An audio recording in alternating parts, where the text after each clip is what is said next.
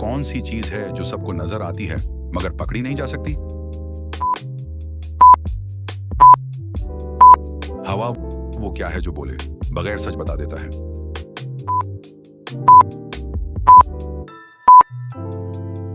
आईना वो कौन है जो बगैर मना के बात करता है?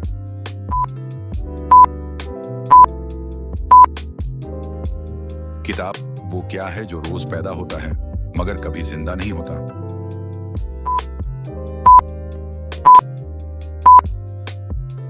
दिन वो कौन सी चीज है जो आग में जाए तो और ज्यादा चमकती है?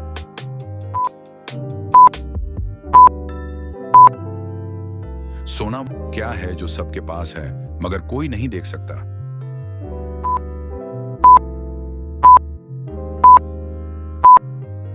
मुस्तकबल वो कौन सा महीना है जिसमें रोजे फर्ज हैं?